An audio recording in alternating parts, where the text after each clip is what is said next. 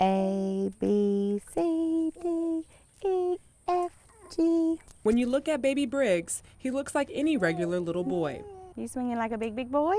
He loves to laugh and sometimes gets frustrated and might cry.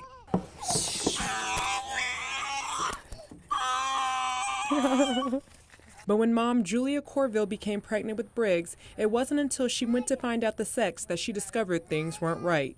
The ultrasound tech, seeing that there was something wrong, so she called in the OB, and they did some tests, and they were coming back, the amnio test was coming back negative, so he sent me to the high-risk doctor, and that's where we were confirmed that my water broke. We just couldn't predict between what weeks it was. Corville found out she was having a boy, but was also left with a decision to make. And the doctor came in, first option is abortion, and I told him absolutely not, because God wouldn't have let us see what we were having if he was going to take it away. Doctors told Corville her son could be born with many problems and disabilities, but she still decided to go through with her pregnancy. I had Briggs at 27 weeks in 1 day.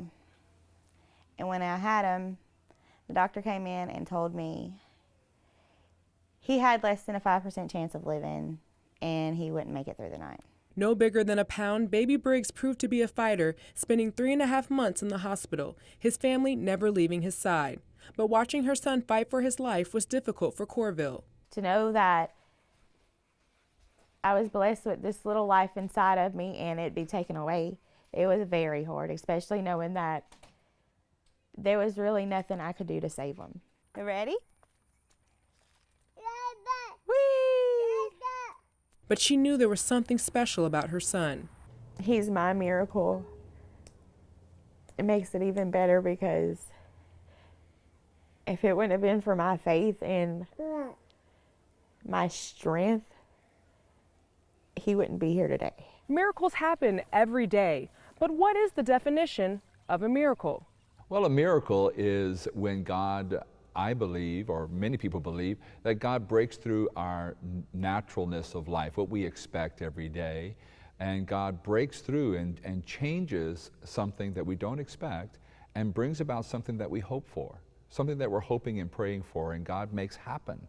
Father Keith Pellerin of St. Philip Neri's Catholic Church is Corville's pastor. He believes that a miracle will ultimately bring those affected closer to God. The main purpose is not just to impress us. God's not into the impressing business, but God is into the business of drawing us closer to God, to really awaken us to the possibility of what God can do when we think things are impossible. Corville believes her faith has grown stronger. When this happened,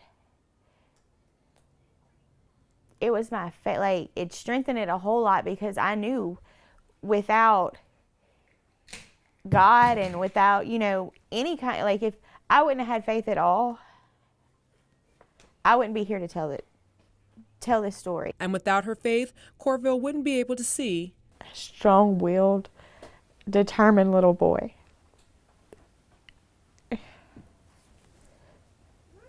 See, a perfect God-given gift. a happy, smiling little boy who is living proof that miracles can and do happen. Every time I see that little boy, I'm thanking God because God awakened a prayer inside of all of us that brought us closer. And so every time we see him, it's a reminder of that journey closer to God because of that miracle. And I truly believe he experienced a miracle.